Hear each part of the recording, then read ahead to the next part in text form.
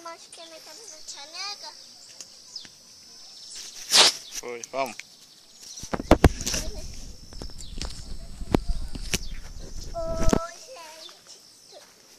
Gente, tudo bem? Eu pedi só uma coisa. Tá vendo aqueles peixinhos ali? Então, eles foram apreendidos por essa água do esgoto. Quando eu fui pro Parque Ibirapuera, eu vi uma água cheia de água. Ela pela frente. Aqui os peixinhos grandes. Então, eles foram nadar.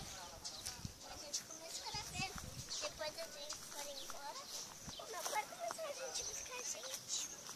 Quando a gente chegou, a gente viu mais peixinhos nadando naquela água cheia. Estão vendo ali, gente? Olha aquela água cheia ali. Então, elas foram apreendidas por aquele esgoto ali. Então, tchauzinho.